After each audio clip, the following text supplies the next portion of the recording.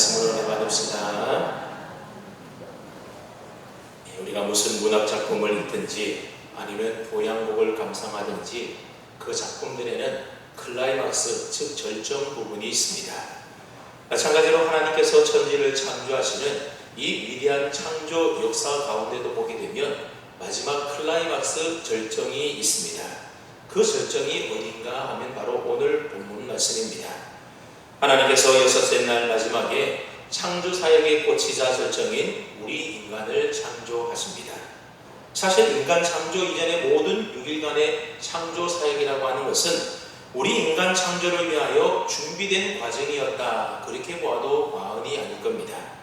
하나님은 우리 인간들을 위하여 첫째 날에 빛을 만드셨고, 둘째 날에 궁창을 만드셨고, 셋째 날에 땅과 그 땅에서 자라는 모든 식물들을 각기 종류대로 만드십니다. 그리고 우리 인간들을 위하여 넷째 날에 하늘의 해와 달과 별들을 지으시고, 다섯째 날에는 하늘의 새와 바다의 물고기를 만드시고, 여섯째 날에는 땅의 짐승들을 그 종류대로 만드신 겁니다. 하나님께서는 혼돈과 공허와 흑암에 쌓여 아무런 생명체도 살 수 없었던 이 지구를 우리 인간이 살아갈 수 있는 낙원으로 하나씩 만들어 가시고 지어가는 것을 볼 수가 있습니다. 그리고 마침내 사람이 살 수 있는 모든 조건과 환경을 다 만들어 준비해 놓으신 후에 그리고 우리 인간을 마지막으로 창조하게 됩니다. 그만큼 우리 인간의 창조라고 하는 것은 하나님의 창조 사역의 핵심이요 마지막 절정이라고 말할 수가 있는 겁니다. 그래서 다른 날 앞에는 그라고 하는 정관사가 붙어 있지 않은 데 비해서 유독 여섯째 날 앞에는 그라고 하는 정관사가 붙어 있는 것을 볼 수 있습니다. 바로 그 여섯째 날이 되었다라고 하는 겁니다. 그래서 31절 말씀에 보면 이 여섯째 날에 대한 하나님의 선포도 좀 다른 것을 볼 수가 있습니다. 하나님이 지으신 그 모든 것을 보시기에 심히 좋았더라 그렇게 말씀합니다. 여러분 하나님이 보시기에 어떠했다라는 겁니까? 심히 좋았다라는 겁니다.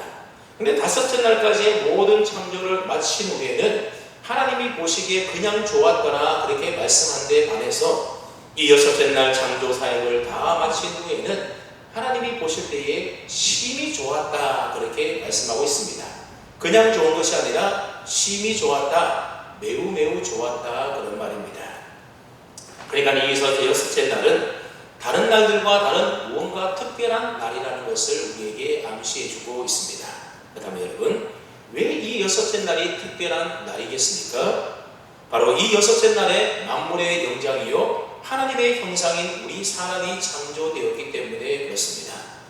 그래서 여섯째 날에 하나님이 우리 인간을 창조하는 그 모습을 우리가 가만히 살펴보게 되면 하나님께서 저와 여러분 우리 인간을 모든 피조물 가운데서도 최고로 창조의 극치로 참 특별한 존재로 만드셨구나라는 사실을 우리가 금세 알 수가 있습니다. 먼저 26절 말씀을 보십시오.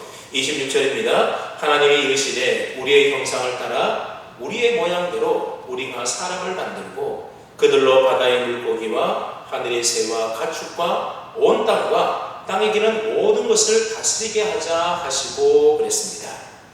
이전에 하나님께서는 인간 이외의 모든 피조물을 창조하실 때는 그냥 무엇이 있으라 그렇게 명령만 내렸다라는 겁니다.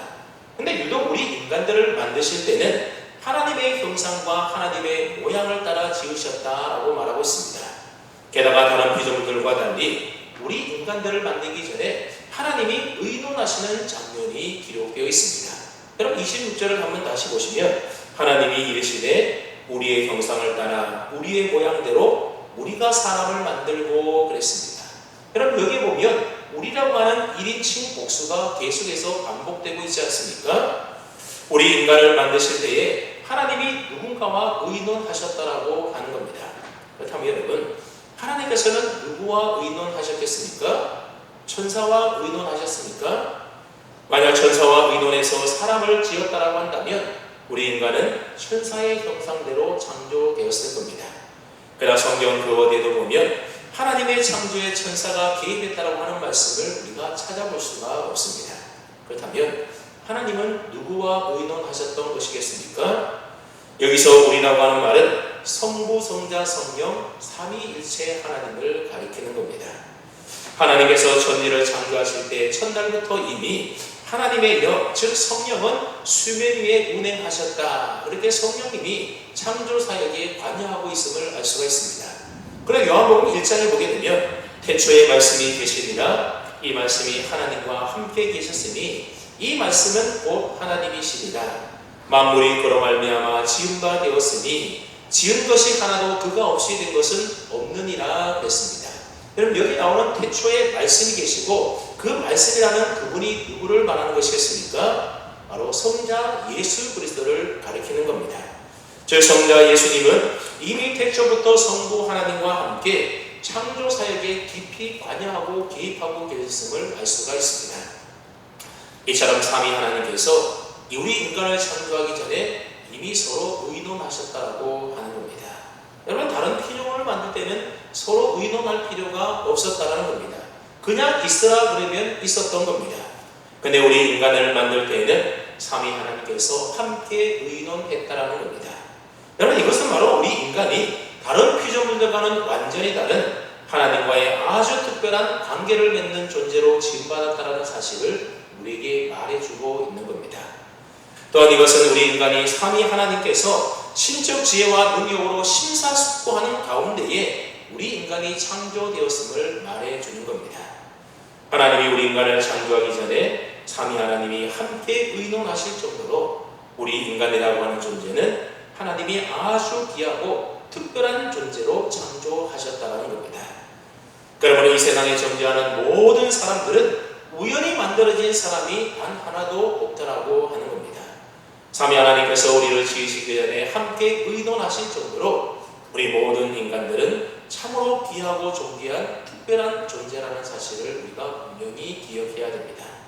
그런데 세상에 많은 사람들이 하나님께서 세상의 그 어떤 다른 피조물과 달리 참으로 고귀하고 존귀한 특별한 존재로 만들어졌다고 하는 이 놀라운 사실에 대하여 알지 못함으로 인하여서 자신의 인생을 비관하며 살아가는 사람들이 있지 않습니까? 그냥 막 되어먹은 인생 아무렇게나 살다가 아무렇게나 죽으면 되지 자신을 하찮은 존재로 여기며 산다라는 겁니다.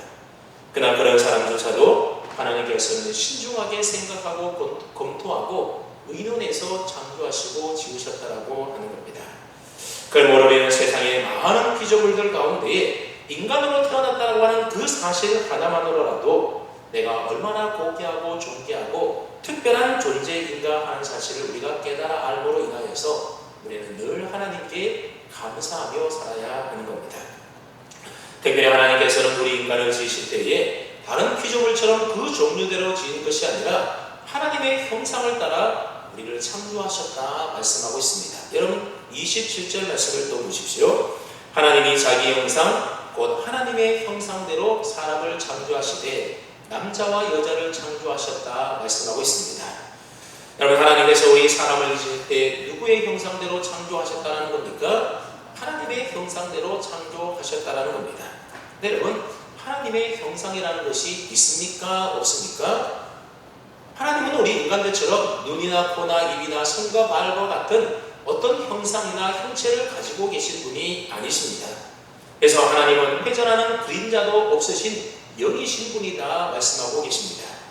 그런데 하나님이 우리 인간을 창조하실 때에 하나님의 형상대로 창조하셨다라고 말하고 있다는 겁니다. 여러분 이 사실을 통해서 우리가 알 수 있는 것이 무엇입니까? 여기서 말하고 있는 이 하나님의 형상이라고 하는 것이 외적인 형태나 모양을 말하는 것이 아니라는 사실을 알 수가 있습니다. 여기서 말하는 형상이라고 하는 것은 그런 외적인 모양이나 어떤 형태를 말하는 것이 아니라 본질 혹은 속성을 의미하는 말입니다. 즉 하나님의 속성을 우리 인간들 안에 새겨 놓았다라고 하는 겁니다. 그 다음에 사람이 하나님의 형상대로 지음을 받았다고 하는 것은 사람이 하나님의 어떠한 속성을 본받아서 창조되었다라는 것을 말하는 것이겠습니까? 하나님은 하나님의 지적이고 인격적이고 도덕적인 하나님의 속성을 우리 인간 안에 새겨 놓으셨다라고 하는 겁니다. 그렇게 우리 인간은 지성과 이성을 가지고 생각하고 판단할 수 있는 능력을 가진 존재로 이 세상에 지음을 받았습니다. 우리 인간이 도덕적인 결정을 내릴 수 있는 것 역시도 우리 모두는 하나님의 형상대로 지음을 받았기 때문입니다. 물론 인간이 죄를 지어 타락함으로 인하여 인해서 하나님의 형상이 많이 훼손되기는 했지만 우리 인간은 선악을 분별할 줄 알고 그래서 선을 행할 때는 기뻐하지만 그러나 악을 행할 때는 괴로움을 느끼게 되어 있는 겁니다. 그래서 우리가 죄를 짓고 나면 마음이 불편하고 괴롭지 않습니까? 거짓말을 하게 되면 가슴이 벌렁거리게 됩니다. 아무리 약한 인간이라 하더라도 죄를 짓고 나게 되면 마음의 양심의 가책을 느끼게 되는 겁니다. 근데 여러분, 그런 일들이 짐승에게 있습니까? 사자가 사슴을 잡아먹고 난 후에 마음의 양심의 가책을 받아서 밤에 잠을 설쳤다, 그런 얘기 들어본 적이 있습니까? 그런 일이 없다라는 겁니다. 아프리카 아이들이 빈곤에 처해 있는 광고나 뉴스를 보게 되면 우리가 마음 아파서 돕고자 하는 그런 마음들이 일어나는 것 역시도 우리가 바로 하나님의 형상대로 지음을 받았기 때문에 그렇다라는 겁니다. 불행한 이에 대하여 아픔을 느끼고 돕고자 하는 마음이 일어나는 것도, 또 선한 봉사일에 열심을 내고자 하는 것은 하나님이 우리 안에 심어놓으신 하나님의 속성, 하나님의 형상 때문에 그렇다라는 겁니다. 그래서 우리 인간은 도덕적인 삶을 추구하며 더 나아가서 사랑과 용서와 화평을 보여주는 삶을 사는 존재가 된 겁니다. 우리 인간은 완전한 사랑이시며 완전한 선이신 그 하나님의 형상, 하나님의 속성을 본받아서 지음받았기 때문에 아람이 범죄하여 타락했음에도 불구하고 이러한 하나님의 형상의 흔적들이 여전히 우리 가운데 남아있어서 소유하고 있는 겁니다. 둘째로 사람이 하나님의 형상대로 지음을 받았다라고 하는 것은 우리 사람이 영적인 존재로 지음을 받았다라고 하는 말인 겁니다. 여러분, 짐승은 아무리 뛰어나다 하더라도 표상의 세계의 몸입니다. 그러나 우리 인간들은 그 표상의 세계를 넘어서 그것이 주는 개념과 이념을 깨달아 알 수 있는 존재가 바로 우리 인간들입니다. 그래서 우리 인간들은 영적인 활동인 깊은 사고를 통하여 개별적인 것들 가운데서 우리는 보편성을 발견할 수가 있습니다. 눈에 보이는 가시적인 것들 속에서 눈에 보이지 않는 형이상학적인 개념들을 추론해낼 수가 있는 존재가 된 겁니다. 그래서 참과 선과 미와 예술적 이념들을 우리 인간들만이 만들어낼 수가 있는 겁니다. 그뿐만 아니라 피조물로부터 하나님의 영원하신 능력과 신성을 발견해서 하나님과 하나님의 세계를 알고 느끼며 추구할 수 있는 존재는 바로 우리 인간밖에 없는 겁니다. 왜냐하면 우리 인간만이 하나님의 형상대로 지음을 받은 영적인 존재이기 때문에 그렇습니다. 그래서 오직 우리 인간만이 하나님과 교제할 수가 있고 눈에 보이지 않는 하나님 나라를 소망하며 살아갈 수 있는 존재가 된 것입니다. 물론 하나님을 알지 못하는 사람들도 많이 있지 않습니까? 하지만 그런 사람들조차도 영적인 세계를 추구하며 죽음 이후에 대하여 불안 가운데 그렇게 영적인 것들을 추구하며 살아간다는 겁니다. 그래서 모든 인간들은 그 죽음 이후의 세계에 대한 두려움을 잊기 위해서 꼭 하나님이 아니다 하더라도 어떤 신적인 존재를 의지하며 살아가는 겁니다. 그래서 아무리 미개한 종족이라 하더라도 다 종교 행위를 하며 사는 것입니다. 이것은 바로 우리 인간의 영혼이 하나님의 형상대로 지음을 받은 영적인 존재이기 때문에 그런 것입니다. 이처럼 하나님은 우리 인간들을 영적인 하나님과 관계를 맺고 교제하면서 살아갈 수 있도록 하기 위하여 우리를 하나님의 형상대로 영적인 존재로 우리를 창조하셨다고 하는 겁니다. 그러니까 하나님께서 우리 인간들에게 지적이고 인격적이고 도덕적인 성품을 부여하고 우리 인간들로 하여금 하나님과 교제할 수 있는 영적인 존재로 창조하셨다는 겁니다. 그런데 문제는 이런 하나님의 형상대로 지음받은 우리 인간들이 그 하나님의 형상을 잃어버리게 되었다라고 하는 겁니다. 왜냐하면 첫사람 아담이 죄를 지어서 타락함으로 인하여서 하나님이 사람에게 부여해 놓으신 하나님의 형상이 파괴되어 버렸기 때문에 그렇습니다. 그래서 하나님의 형상을 잃어버린 우리 인간은 그때부터는 인간 스스로의 힘으로는 하나님을 알 수도 없고 하나님과 교제할 수도 없는 존재가 되어버렸습니다. 그래서 그때부터 타락한 우리 인간은 썩어지지 아니하는 그 하나님의 영광을 썩어질 사람과 새와 짐승과 기어다니는 동물의 모양의 모든 우상으로 바꿔버리게 됩니다. 그래서 하나님과 교제하며 하나님을 섬기며 예배하는 존재가 아니라 우상을 섬기는 존재로 타락하고 말게 되는 겁니다. 왜 그렇게 되었다고요? 인간의 죄로 인하여 타락함으로 인하여 하나님의 형상이 파괴되고 잃어버렸기 때문에 그렇다는 겁니다. 그리고 우리 인간이 하나님의 형상을 잃어버리게 되자 우리 인간들은 욕심에 이끌려서 다른 사람을 나의 이익을 위한 수단과 방법으로 이용하기 시작하면서 죄를 짓게 되는 겁니다. 그래서 하나님의 속성과 완전히 다른 모든 불의와 추악과 탐욕과 악의와 시기와 살인과 분쟁과 사기와 비방과 미움과 교만과 무자비한 죄의 모습에 빠져 사는 인간이 되었다는 겁니다. 그래서 지금도 하나님의 형상을 회복하지 못한 타락한 세상 사람들의 살아가는 삶의 모습이 다 이와 같다는 겁니다. 28절 하반절을 보게 되면 하나님께서는 하나님의 형상대로 지음받은 우리 인간들에게 피조 세계를 향한 사명을 주시지 않습니까? 그래서 바다의 물고기와 하늘의 새와 땅에 움직이는 모든 생물을 우리 인간들로 하여금 다스리도록 그러한 통치 명령을 내리게 됩니다. 그러므로 우리 인간들은 하나님의 속성을 가지고 하나님의 형상을 따라 하나님의 뜻을 따라서 자연 만물을 잘 다스려야 하는 겁니다. 근데 우리 인간의 탐욕에 따라서 억압이나 폭력이나 그런 방법이 아니라 자연과 모든 피조 세계를 우리는 하나님의 속성을 가지고 아름답게 잘 가꾸고 보존해야 될 사명이 우리 인간들에게 주어진 것입니다. 우리 마음대로 훼손하거나 손상시켜서는 안 된다는 겁니다. 근데 여러분, 타락한 우리 인간들은 하나님의 형상을 잃어버리게 되자 어떻게 했다라는 겁니까? 하나님의 속성과 형상을 따라 자연 만물을 다스리기보다는 인간 마음대로 인간의 욕심에 따라서 통치하고 다스리기 시작했습니다. 그래서 개발과 발전이라고 하는 명목 아래 자연을 자기 마음대로 파손하고 훼손하게 됩니다. 지구 환경이니 다른 생물의 생존은 전혀 고려하지 않은 채 그저 우리 인간의 욕심에 따라서 동물을 학대하거나 동물의 서식지를 파괴하고 멸종시키는 일을 마구 행했던 겁니다. 그로 인하여 자연 생태계는 파괴되었고 지금도 지구촌 곳곳에는 가뭄이나 홍수나 태풍과 같은 자연재해들이 그로 인하여 빈번하게 발생하고 있는 겁니다. 그래서 하나님 보시기에 참 좋았던 이 세상이 이제는 하나님 보시기에 점점 좋지 않은 세상으로 우리 인간들의 죄 때문에 바뀌어져 가고 있다는 겁니다. 왜 그렇다는 겁니까? 우리 인간이 하나님의 형상을 잃어버렸기 때문에 그렇다는 겁니다.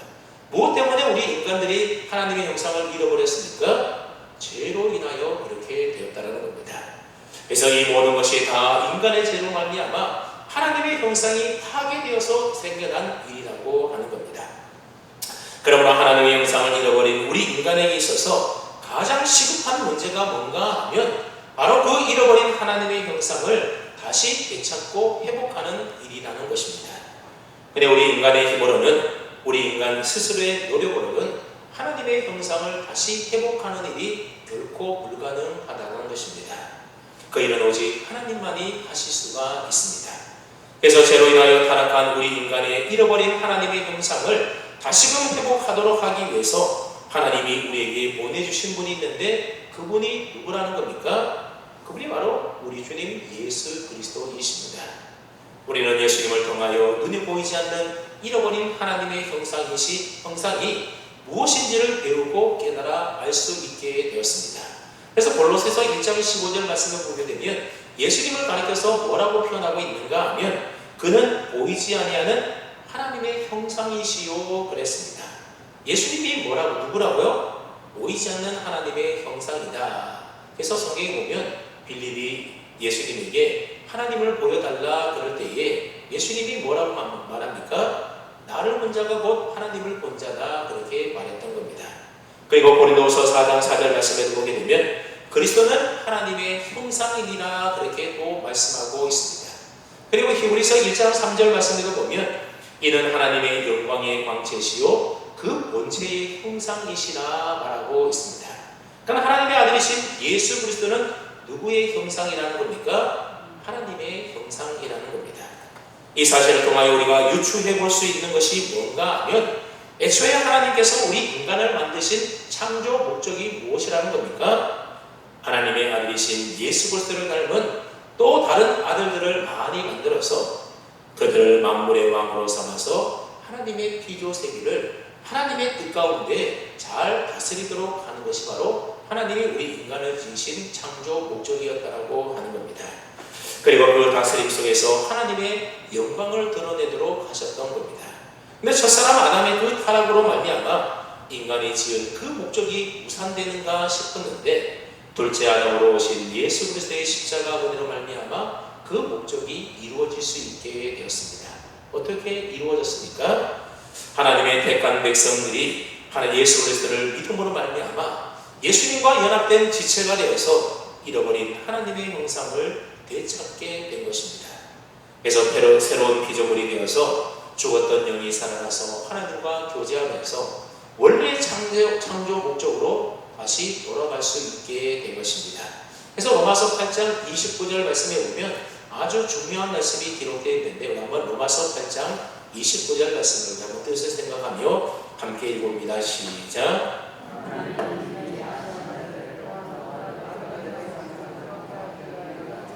미리 정하셨으니 이는 그로 많은 형제 중에서 맏아들이 되게 하려 하심이니라. 아멘. 이 말씀에 따르면 하나님은 우리로 하나님의 아들의 형상을 본받게 하시기 위하여 예수님을 많은 형제들 가운데 무엇이 되게 하셨다라는 겁니까? 맏아들이 되게 하셨다라는 겁니다. 여러분, 맏아들이라고 하는 것은 무슨 말입니까? 아래로 동생들이 있다라는 말입니까? 없다라는 말입니까? 아들이 많은 동생들이 있다 그 말입니다. 근데 우리가 아는 것처럼 예수님은 원래 하나님의 독생자이지 않습니까? 근데 맏아들이라고 하는 말은 사실 예수님에게는 맞지 않는 말처럼 보입니다. 근데 독생자이신 예수님을 왜 맏아들이라고 이야기하는 것이겠습니까? 예수 믿는 우리들로 하여금 예수님의 형상을 본받도록 하시기 위하여 예수님이 맏아들이 되셨다라고 하는 겁니다. 즉 예수 믿는 우리는 누구의 형상을 본받아야 한다라는 겁니까? 예수님의 형상을 본받아야 합니다. 예수님의 형상은 곧 누구의 형상이라고 그랬습니까? 하나님의 형상이라고 그랬습니다. 그러니까 이 논리 구조에 따르게 되면 하나님의 형상을 잃어버린 죄인된 우리 인간들로 하여금 하나님의 형상을 다시금 회복시키기 위해서 하나님의 형상을 가지신 하나님의 아들 예수 그리스도께서 이 세상에 오셔서 우리의 죄를 위하여 대신 십자가에 달려 죽으시고 우리로 하여금 하나님의 형상을 회복해 주셨다는 겁니다. 그로 인하여 예수님을 믿는 자는 잃어버린 하나님의 형상을 다시금 회복하고 본받아서 하나님의 자녀가 되어 예수님의 형제가 된 것입니다. 그래서 예수님께서 오셔서 우리를 위하여 하신 일이 뭔가 하면 죄로 인하여 잃어버린 하나님의 형상을 다시금 되찾을 수 있도록 회복시켜 주시는 일을 예수님이 이 세상에 오셔서 우리를 위하여 해 주신 일입니다. 그러므로 잃어버린 하나님의 형상을 다시 회복하여 찾는 것은 우리 인생의 목적과 관련되어 있는 아주 중요한 일인 겁니다. 그래서 갈라디아서 4장 19절 말씀에 보면 나의 자녀들아 너희 속에 그리스도의 형상을 이루기까지 다시 너희를 위하여 해산하는 수고를 한다. 그렇게 사도 바울이 말하고 있습니다. 즉 사도 바울은 갈라디아 교인들로 하여금 너희가 그리스도의 형상을 다시금 회복될 때까지 내가 너희를 위하여 해산하는 수고를 아끼지 아니할 것이다 라고 지금 말하고 있는 겁니다. 그만큼 하나님의 형상을 회복하여 그리스도를 닮아가는 삶이 참으로 중요하다라고 하는 겁니다. 또 골로새서 3장 9절로 10절 말씀에 보게 되면 옛사람과 그 행위를 벗어버리고 새사람을 입었으니 이는 자기를 창조하신 이의 형상을 따라 지식에까지 새롭게 하심을 입은 자니라 그렇게 말하고 있습니다. 예수님을 믿어 새사람을 입은 사람들은 자기를 창조하신 이의 형상, 즉 하나님의 형상을 따라서 우리의 삶과 우리의 행실뿐만 아니라 우리 머리의 지식까지도 새롭게 변화되고 회복되어야 한다라고 말하고 있습니다. 그러니 보십시오. 예수 믿는 우리는 바로 이것하며 살다가 가는 것입니다. 우리는 이 땅에서 신앙생활을 통하여 하나님의 형상으로 오신 예수님을 닮고 본받아서 날마다 새롭게 변화됨으로 훼손되고 파괴된 하나님의 형상을 회복하는 일을 위하여 힘쓰며 애쓰며 살아가야 한다는 겁니다. 그리고 하나님은 분명히 우리가 결국에는 이 하나님의 형상으로 완전하게 회복될 것에 대하여 성경이 우리에게 약속해주고 있습니다. 그래서 고린도서 14장 49절 말씀에 보면 우리가 흙에 속한 자의 형상을 입은 것 같이 또한 하늘에 속한 이의 형상을 입으리라 그랬습니다. 장차 우리 모두 하늘에 속한 이, 즉 예수님의 영광의 형상을 다 입게 될 것이라고 하는 겁니다. 그리고 고린도후서 3장 18절 말씀에 보면 우리가 다 수건을 벗은 얼굴로 거울을 보는 것 같이 주의 영광을 보매 그와 같은 형상으로 변화하여 영광에서 영광에 이르니 곧 주의 영으로 말미암음이다 그랬습니다. 언젠간 우리 모두 주님 앞에 서게 될 그때에 주님의 영광의 형상으로 다 변화되게 되어서 영광에서 영광에 이르게 될 것이라고 하는 겁니다. 물론 지금도 우리 안에 계신 성령님이 우리에게 감동을 주셔서 우리도 예수님을 닮아 하나님의 형상을 계속해서 회복시켜가고 계십니다. 그러나 성도된 우리가 이 땅에 살아가면서 유한한 우리 인생 가운데 힘쓰고 애써야 할 일이 무엇이라는 겁니까? 하나님의 형상으로 날마다 지어져가고 회복되어져 가야 한다는 겁니다.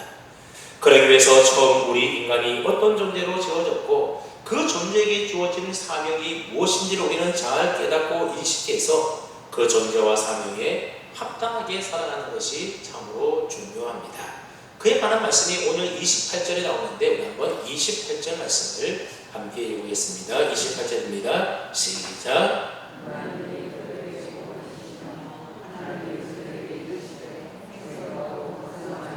땅에 충만하라. 땅을 정복하라. 바다의 물고기와 하늘의 새와 땅에 움직이는 모든 생물을 다스리라 하시니라. 아멘. 여러분 이 말씀에 보면 하나님이 우리 인간을 왜 창조하셨는지를 이렇게 밝히고 있습니다. 28절을 다시 보시면 하나님이 그들에게 무엇을 주시며 라고 말씀합니까? 복을 주시며 그랬습니다. 하나님이 인간을 창조하신 목적 가운데 하나가 뭔가 하면 우리 인간에게 복을 주시기 위해서라는 겁니다. 그렇다면 하나님이 우리 인간에게 주시고자 했던 이 복이라는 것은 무엇을 말하는 것이겠습니까? 이 복이라고 하는 말을 히브리어로 찾아보면 바라크라고 하는 단어를 사용하고 있는데 이 바라크라고 하는 단어의 문자적인 뜻이 뭔가 하면 무릎 꿇다, 경배하다, 찬양하다라는 뜻을 가지고 있습니다.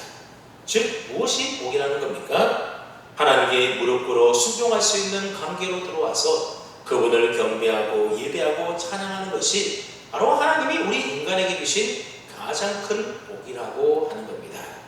여러분 우리는 복 그러면 물질적인 복, 권세와 명예의 복, 또는 건강과 장수의 복, 또는 자식의 복 등을 우리가 생각하지만 그러나 성경은 단 한 번도 이 바라크라는 말에 대해서 이 복에 대한 개념과 정의를 이런 세속적이고 물질적인 것으로 소개한 적이 없다라고 하는 겁니다.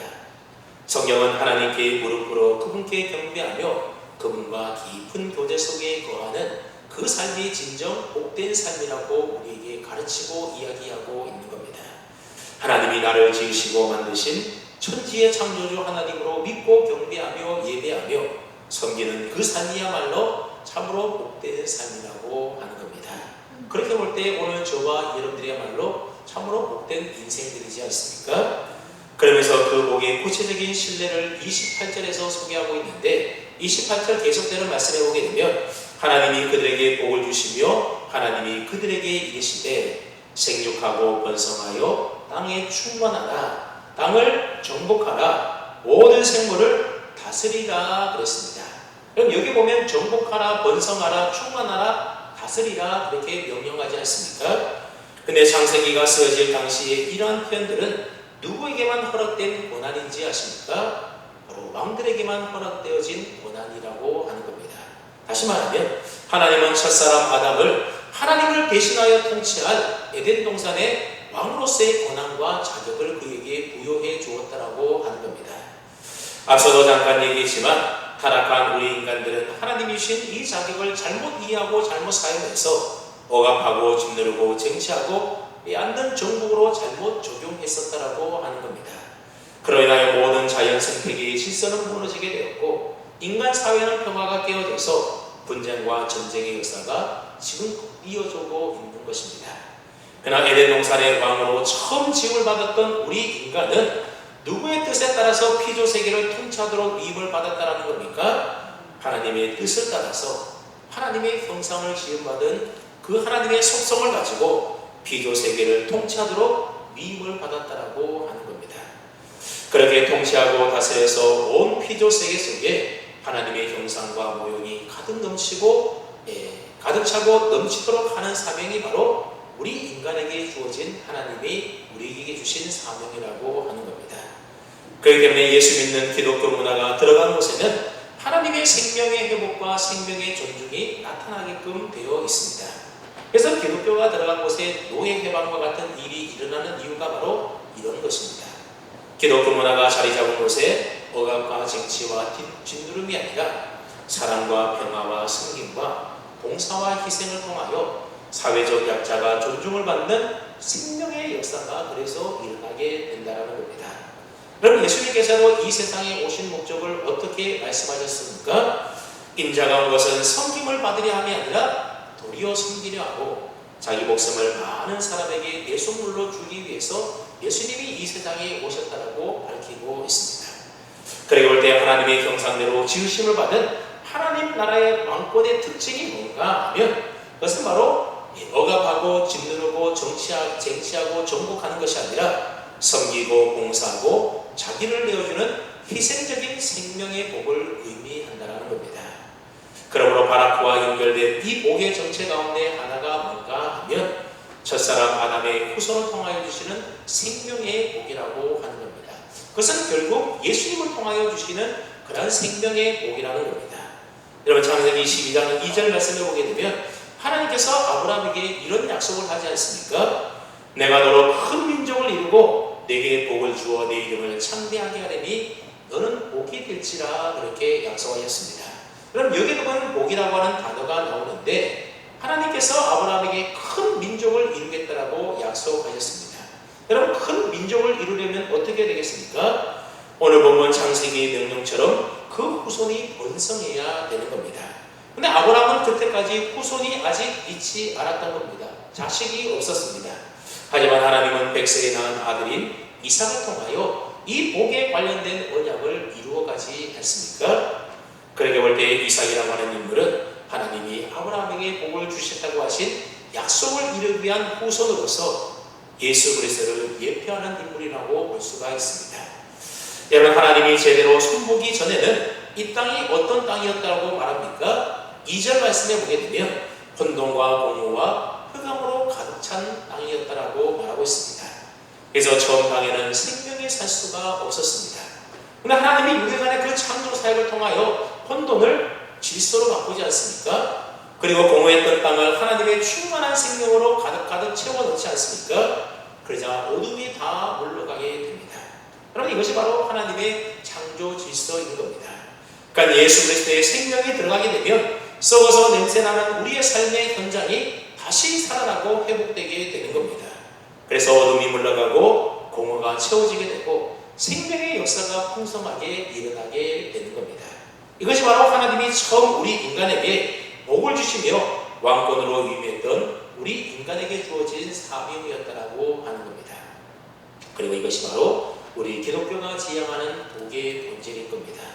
그러면 여러분의 삶의 현장인 가정과 일터 가운데 공허와 혼돈과 어둠이 물러가고 죽었던 것이 다시 살아나는 이 재창조의 역사가 우리의 삶 가운데 일어나야 하는 것입니다.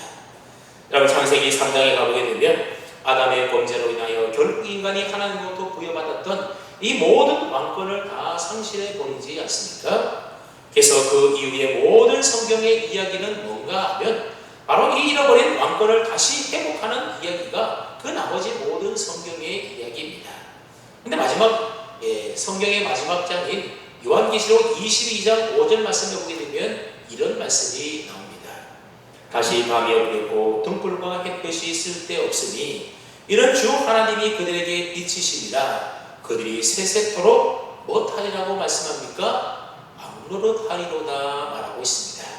장차 우리 주님 다시 재림하신 후에 새하늘과 새 땅이 임하게 되면 우리 모두는 그곳에서 잃어버린 왕권을 완전히 회복해서 세세 무궁토록 왕노릇하며 살게 된다는 겁니다. 여러분 이것이 결국 우리가 이루게 될 완전한 그런 하나님 나라의 완성된 모습이라고 하는 겁니다. 그러니까 성경의 시작인 창세기는 왕권을 잃어버린 왕권 상실의 이야기라고 한다면 성경의 마지막 장인 요한계시록은 잃어버린 그 왕권을 회복하여 다시 왕노릇하는 것으로 끝이 난다고 하는 겁니다.